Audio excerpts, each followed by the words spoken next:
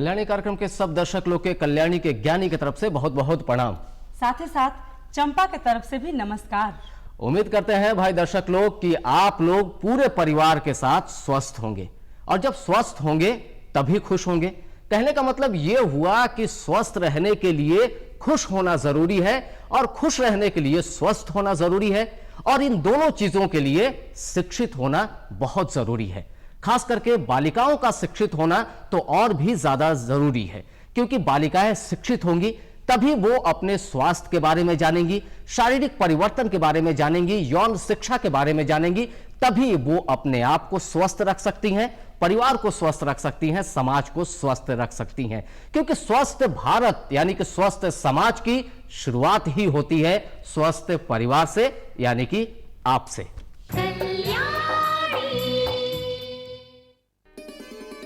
लड़कियां अगर शिक्षित नहीं होंगी तो इसका प्रभाव परिवार, समाज व देश पर पड़ेगा।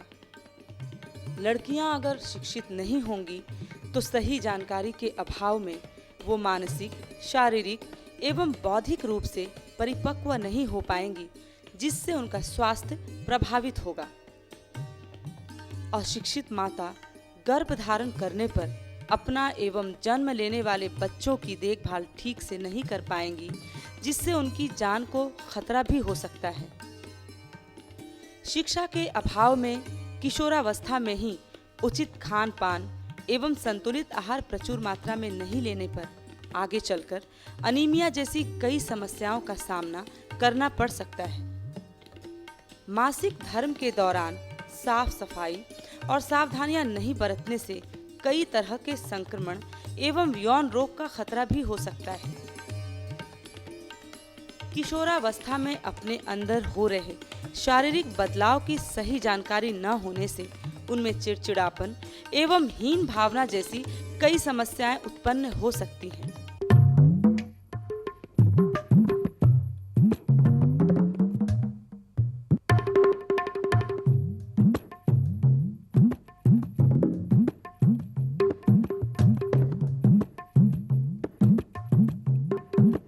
इस उम्र में यौन आकर्षण होना स्वाभाविक है। अगर आप अपनी बेटी से इस बारे में बात नहीं करेंगी तो कौन करेगा? जरा सोचिए।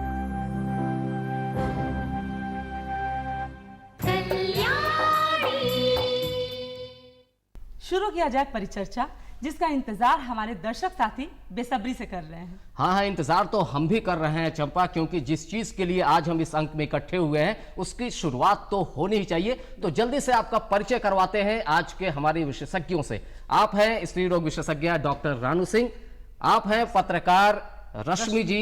आप दोनों का बहुत बहुत स्वागत करते हैं इस परिचर्चा में। साथ ही साथ हमारे साथ हैं कुछ युवा साथी और एक शिक्षिका भी है इस परिचर्चा में। पूरी टीम की तरफ से हम इन सभी का बहुत बहुत स्वागत करते हैं। और जैसा कि आप जानते हैं कि हम लोग बातचीत करने वाले हैं बालिका स्वास्थ्य और शिक्षा पर। तो हमारे साथ एक छात्रा है सलोनी जी। सबसे पहले हम इस चीज की शुरुआत आप ही से करना चाहेंगे कि बालिकाओं को शिक्षित करने के लिए अभी हमारे समाज का जो माहौल है वो आपके हिसाब से क्या सही है? शहरी माहौल तो ठीक है, लेकिन ग्रामीण क्षेत्रों में लड़कियां उतनी जागरूक नहीं हैं। उनके माता पिता भी उन्हें मोटिवेट नहीं करते हैं पढ़ाई के लिए। वो उन्हें घर के कामों में हाथ बटाने को प्रेरित करते हैं ताकि आगे चल के उन्हें परेशानियां ना हों। लेकिन शहरों में ऐसा नहीं है। शहरों में ग्रामीण क्षेत्रों से लोग आकर के अपनी लड़कियों को पढ़ाने भी बहुत से लोग आते हैं। और वंदना जी, जैसा कि इन्होंने कहा कि शहरी क्षेत्र में अभी भी स्थिति बहुत अच्छी है, लेकिन ग्रामीण क्षेत्रों की जब हम बात करते हैं तो वहां अभी भी बहुत सुधार की आवश्यकता है। तो आपके हिसाब से बालिकाओं का शिक्षित होना परिवार और समाज के लिए कितना जरूरी है? देखिए यानू जी, बालिकाओं का शिक्षित होना परिवार और समाज दोनों के लिए बेहद ज़रूरी है। इसलिए कि बालिकाएं जो हैं भावी माताएं हैं, और अगर माताएं शिक्षित हैं तो समाज शिक्षित है, और समाज शिक्षित है तो हमारा देश शिक्षित है। नहीं तो वंदना जी, एक सवाल आपसे करना चाहते हैं कि उनको शिक्षित करने में परिवार का कितना योगदान होता है? परिवार का योगदान तो आजकल के माहौल के हिसाब बदलता जा रहा है, पहले की बात नहीं है। अब तो बहुत सारे, बट अभी भी ग्रामीण परिवेश में अगर हम जाएं और देखें तो लोग पढ़ाई के महत्व को उतना नहीं समझ पाते हैं। शहरी क्षेत्रों में फिर भी ये बदलाव काफ़ी हद तक देखने को मिला है कि बदलाव है यहाँ पे। बहुत वो सोचते हैं बेटियाँ हमारी आत्मनिर्भर होंगी तो आगे उनके सामने जो भी चैलेंजेस हैं लाइफ के वो आराम से फेस कर पाएंगी, जबकि ग्रामीण क्षेत्रों में यही स्थिति है कि भाई अगर आप घर के कामकाज अच्छे से करते हैं तो फिर वही आपकी दुनिया है, वही आपकी गृहस्थी है। ये तो बातचीत हो गई सामान्य शिक्षा की। हमारे साथ शिक्षिका रेखा कुमारी जी आप भी हैं। आपसे जानना चाहेंगे कि जब बातचीत होती है यौन शिक्षा की या फिर बालिकाओं के शारीरिक परिवर्तन की, तो फिर एक शिक्षक और शिक्षिकाओं की बहुत बड़ी जिम्मेदारी और भूमिका रहती है। तो ऐसे समय में आप किस तरह से ध्यान रखती हैं ताकि उनके मन में जो सवाल है, जो कुंठाएं हैं, वो पूरी तरह से दूर हो जाए? हम अपनी बच्चियों को एक बुलाते हैं अपने पास और उनसे पूछते हैं कि तुम्हारे साथ क्या दिक्कत है, क्या नहीं, और उसे अपने साथ बुलाकर उसको अच्छी तरह से समझाते हैं कि देखो तुम्हारा यही उम्र है कि जो इस समय तुम्हारा अगर गलत रास्ता तुम चलोगी तो तुम्हारे लिए दिक्कत होगा, तुम्हारे शरीर के लिए दिक्कत। बालिकाओं में हो रहे शारीरिक परिवर्तन को लेकर आप उनके साथ कितना इंटरेक्ट करती हैं? बहुत करते हैं। जैसे किस तरह से उन्हें समझाती हैं? या फिर जो आपके स्कूल की जो लड़कियां हैं, क्या वो अपने आप को उस तरह से महसूस करती है कि इस विषय पर आप लोगों से खुलकर बातचीत करें? हाँ, खुलकर बातचीत करती हैं, आती हैं, बोलती हैं मैम मेरे साथ ये दिक्कत, कुछ जो उनकी परेशानियां होती हैं वो हम लोगों से पूछती हैं आकर, तो उनको अपने पास बैठा कर समझाते हैं अच्छी तरह से। ये तो अलग अलग लोगों की बातचीत हो गई, कुछ लड़कियों की बातचीत हो गई कि क्या माहौल है शिक्षा को लेकर उनके घर परिवार में, समाज में, शहरी क्षेत्र में और ग्रामीण क्षेत्र में। रश्मि जी, आप पत्रकार हैं, हम सब की जिम्मेदारी बनती है, एक सामाजिक जिम्मेदारी भी है कि हम अपने समाज के प्रति, खासकर अभी हम लोग बातचीत करते हैं बालिका शिक्षा और उनके स्वास्थ्य को लेकर, तो हमारी सामाजिक जिम्मेदारी भी कुछ बनती है। वो किस तरह की जिम्मेदारी है? जैसा कि हम सभी मनुष्य एक सामाजिक प्राणी हैं, तो समाज का हमारे ऊपर बहुत बड़ा एक तरीके से कर्ज हो जाता है कि हम उस ऋण को अदा करें।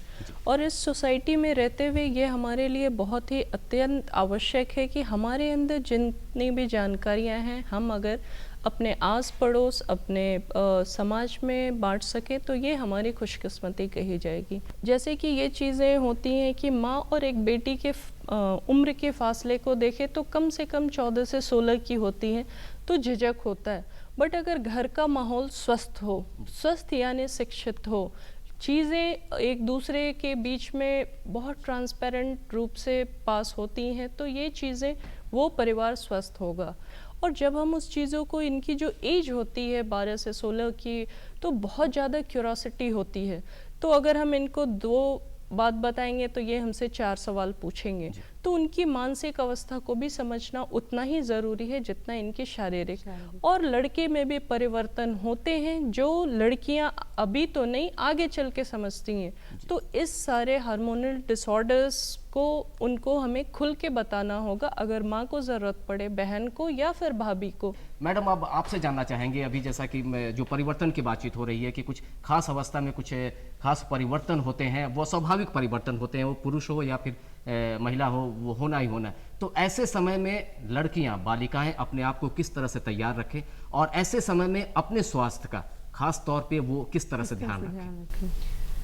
ये जो इन्होंने बताया 10 से 16 वर्ष की अवस्था है, जिसे हम प्यूबर्टी एज कहते हैं जी। इसमें बच्चों को पहले से बताना पड़ेगा ये तुम्हारा प्यूबर्टी एज आने वाला है, इसमें ये सारे परिवर्तन जो हैं काफ़ी स्वाभाविक हैं, इन्हें तुम जानो। तो इसको बताने के लिए, जैसा सभी लोगों ने कहा कि परिवार के सदस्यों में खास करके माँ और पिता की भूमिका ज़्यादा बनती है। इसके बाद विद्यालयों में मैंने कहा कि संगोष्ठी आयोजित होनी चाहिए, फ्लिप चार्ट्स लगाने चाहिए, डॉक्यूमेंट्री फिल्म्स दिखानी चाहिए, जिससे हमारा आने वाला जो प्यूबर्टी एज है वो सब कुछ पहले से जानता रहे। लेकिन ये तो हमारे शहरी इलाके की बात हुई, ग्रामीण इलाकों में इसे करने में थोड़ी दिक्कत हो सकती है। तो इसे बताने के लिए खास करके लड़कियों को बताना पड़ेगा कि मासिक रक्तस्राव जो होता है उन दिनों में किस तरह से हाइजीन को देखें हम लोग, कैसे सैनिटरी नैपकिन्स का इस्तेमाल करें, कुछ लड़कियों में अधिक रक्तस्राव होता है जिसके चलते एनीमिया से पीड़ित हो जाती हैं वो, तो उसे कैसे रोकना है उसके बारे में बताना पड़ेगा। कुछ आयरन की गोलियों के बारे में बताना पड़ेगा और भी जो बैलेंस डाइट हैं उनके बारे में समझाना पड़ेगा।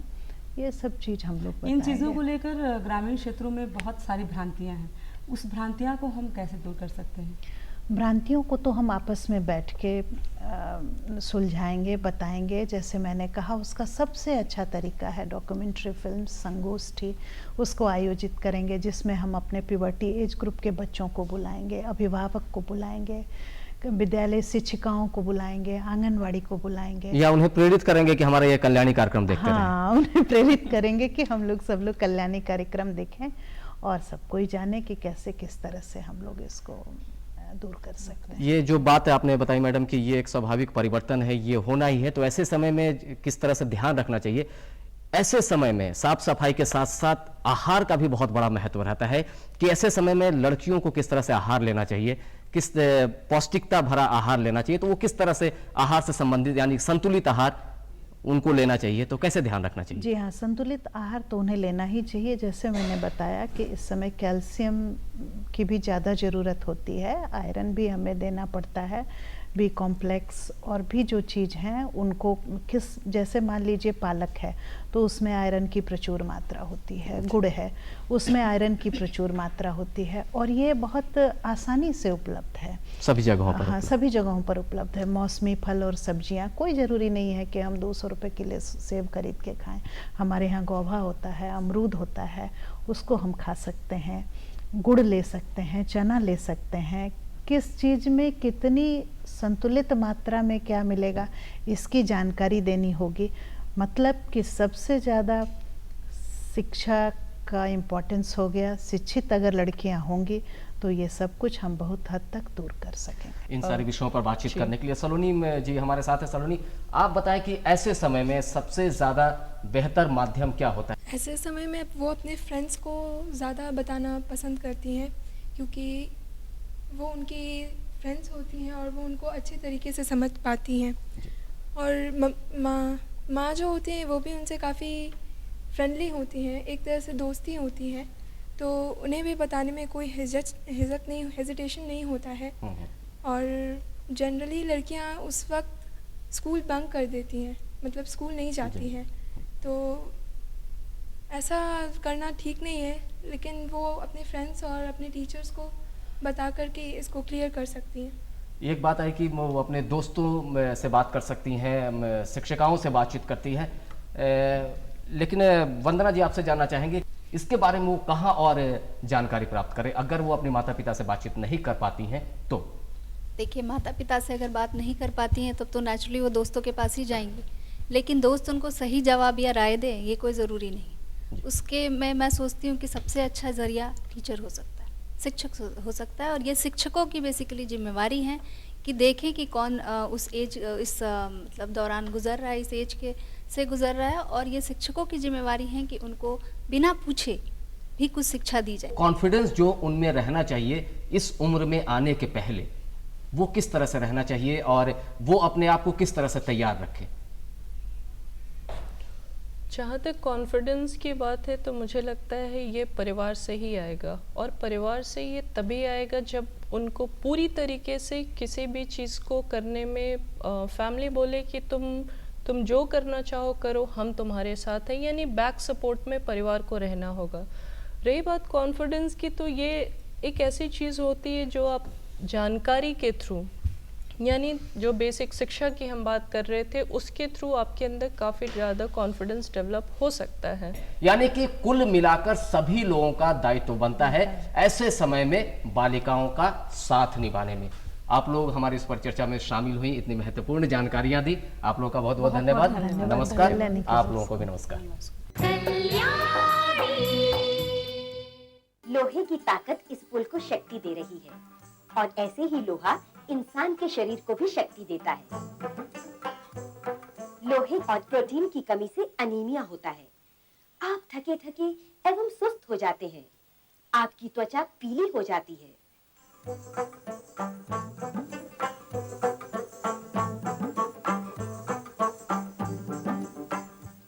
हम में से किसी को एनीमिया नहीं है, क्योंकि हम खाते हैं पौष्टिक खाना जिसमें प्रोटीन भी है और लौह तत्व भी।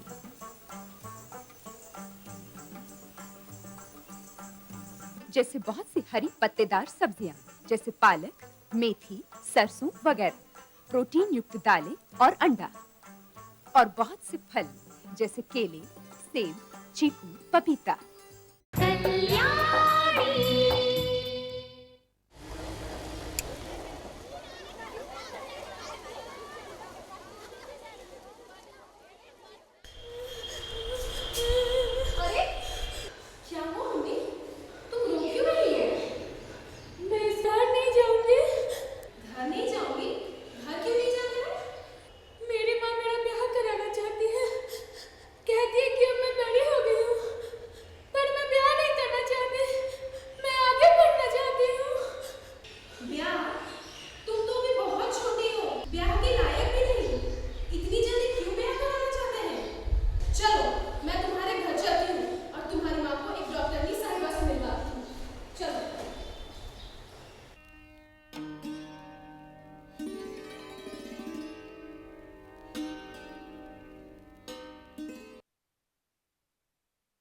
नमस्ते मैडम। नमस्ते, आइए बैठिए।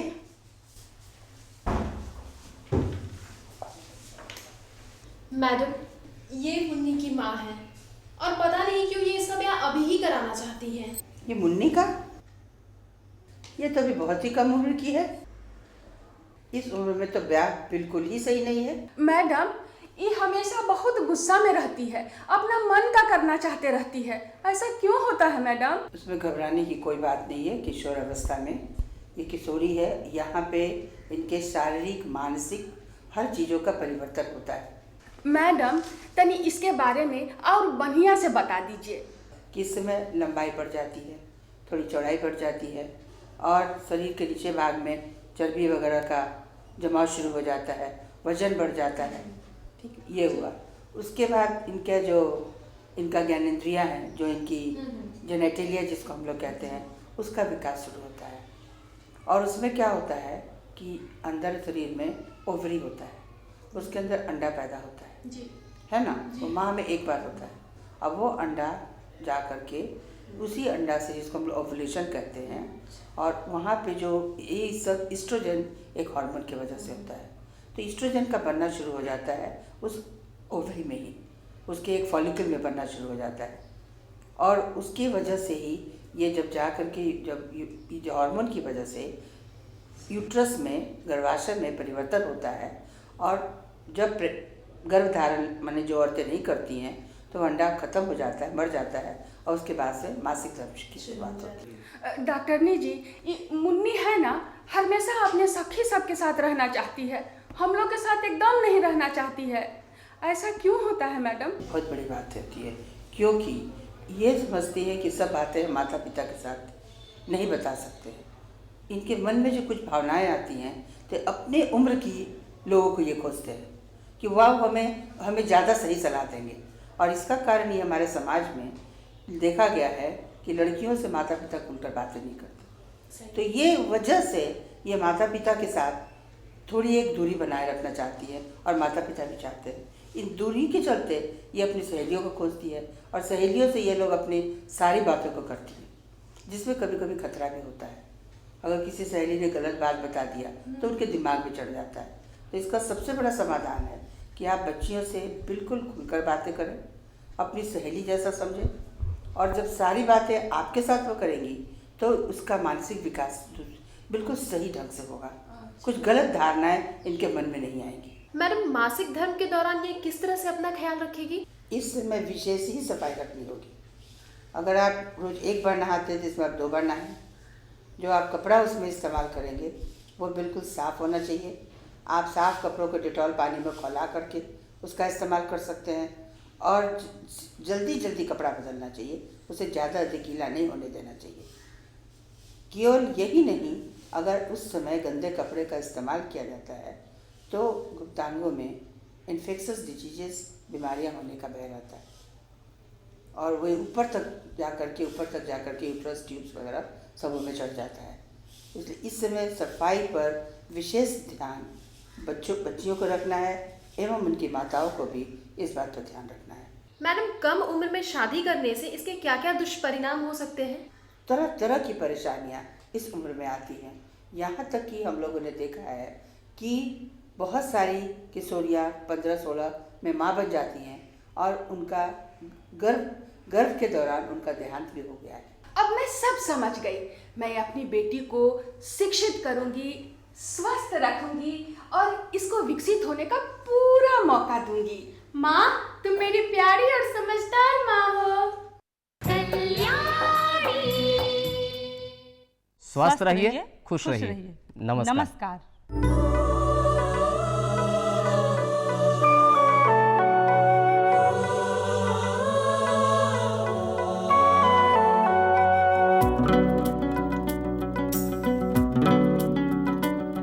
कल्याण की राह दिखाने आई कल्याणी, जीवन को स्वस्थ बनाने आई कल्याणी। कल्याण की राह दिखाने आई कल्याणी, जीवन को स्वस्थ बनाने आई कल्याणी। कुछ गुणकारी